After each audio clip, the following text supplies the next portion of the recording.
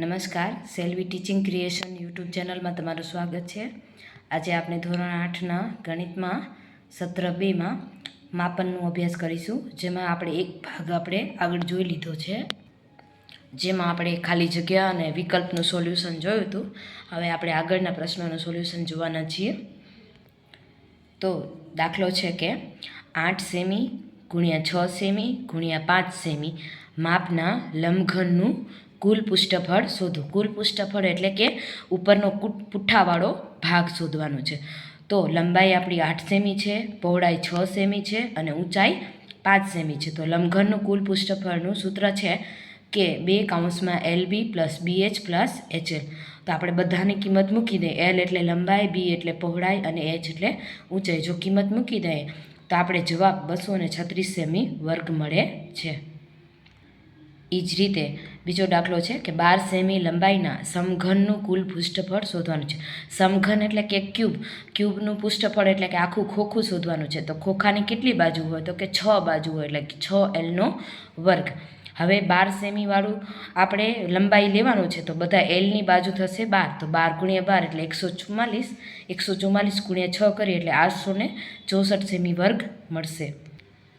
એ જ રીતે 14 સેમી ત્રિજ્યા અને 8 સેમી ઊંચાઈના બંધ નળાકારનું કુલ પૃષ્ઠફળ શોધો. હવે નળાકાર છે, તો જેની ત્રિજ્યા આપણે દીધેલી છે 14 અને ઊંચાઈ દીધેલી છે 8. તો બંધ નળાકારનું કુલ પૃષ્ઠફળ છે કે 2πr + h. તો 2πr એટલે 2 પાઈની કિંમત 22/7, r એટલે 14 અને 14 + 8. તો 7 × 14 આપણે ઉડાડી દઈએ, તો 22 × 44, 44 કરશું અને 14 + 8 એટલે કે 22 થશે. તો આ ત્રણેયનો આપણે ગુણાકાર કરીએ એટલે કે 44 × 88, 88 × 22 કરશું એટલે 1936 સેમી વર્ગ મળશે. એવી જ રીતે 3375 સેમી ઘનફળ ધરાવતી સમઘન બેગની બાજુની લંબાઈ શોધવાની છે. તો એક સમઘન એટલે કે જેની ઘન શોધવાનું છે, તો આપણે ઘન તો ક્ષેત્રફળ તો આપી દીધું છે, ઘનફળ તો આપી દીધું છે કે 3375, પણ એની લંબાઈ શોધવી છે. તો લંબાઈ શોધવા માટે ઇઝી રીત છે કે સમઘનનું ઘનફળ બરાબર Lનું ઘન. તો આપણે 3375નો જો આપણે લસા કાઢીએ તો આપણે 5 છે એ 3 વખત મળે અને 3 છે એ 3 વખત મળે, મતલબ કે એ 3 ઘન કહેવાય. એટલે 5 તેરી 15, મતલબ કે એનું બાજુનું માપ આપણે મળશે 15 સેમી ઘન. એ જ રીતે 28 મીટર વ્યાસના અર્ધવર્તુળાકાર પ્લોટની પરિમિતિ શોધો. અર્ધવર્તુળાકાર એટલે અડધું વર્તુળ છે, તો નીચેથી તો વર્તુળ ભાગ થયો જ, પ્લસ અડધું છે. તો આપણે કેને વ્યાસ દીધેલો છે, તો વ્યાસમાંથી આપણે ત્રિજ્યા શોધી શકીએ કે 28/2 કરો એટલે 14 મીટર મળે. હવે અર્ધવર્તુળાકારનું પરિઘનું સૂત્ર એવું છે કે આપણે 2πr એટલે આખો વર્તુળનું પરિઘ, એના ગુણ્યા અડધો કરીએ એટલે અર્ધવર્તુળાકાર લખાય. ને 1/2, P એટલે 2, પાઈની કિંમત 22/7 અને r એટલે 14. 2 ઉડી ગયા અને 7 × 14 એટલે 22 × 44. એ આપણે અર્ધવર્તુળાકારનું પરિઘ મળે છે. હવે નીચેનો ભાગ છે એ પણ વર્તુળ જ છે, જેનો વ્યાસ એનાથી જોડાયેલો છે.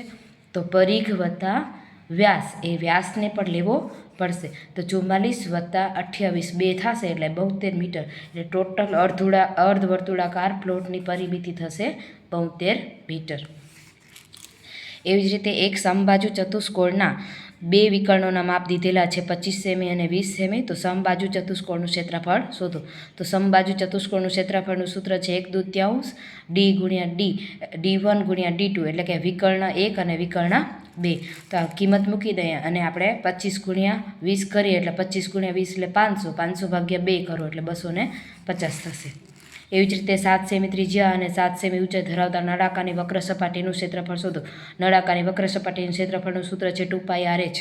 તો 2 અને પાઈની કિંમત તો આપણે ખબર છે, r એટલે કે ત્રિજ્યા અને h એટલે ઊંચાઈની કિંમત મૂકીએ એટલે આપણે 308 સેમી વર્ગ મળશે. એવી જ રીતે 8 મીટર ત્રિજ્યા અને 3 મીટર ઊંચાઈનું બંધ નળાકાર ટાંકી બનાવવા માટે કેટલું પતરું જોઈશે? પતરું છે એ 12નો ભાગ છે, એટલે કે પૃષ્ઠફળ કહેવાય છે. તો બંધ નળાકારનું પૃષ્ઠફળનું સૂત્ર છે 2πr (h + r). તો એને પણ કિંમત મૂકી દઈએ આપણે, તો 440 મીટર વર્ગ આપણે મળશે. એ જ રીતે એક રોલરની ત્રિજ્યા દીધેલી છે 3.5 મીટર અને ઊંચાઈ 2 મીટર દીધેલ છે. તો આ રોલર 10 આંટામાં કેટલી જમીન દબાવી શકશે? રોલર છે એનો આકાર હંમેશા નળાકાર હોય. તો ત્રિજ્યા 3.5 અને એચ એટલે કે ઊંચાઈ 2 મીટર દીધેલ છે. રોલરનું ક્ષેત્રફળ એટલે કે નળાકારનું ક્ષેત્રફળનું સૂત્ર છે 2πr/h.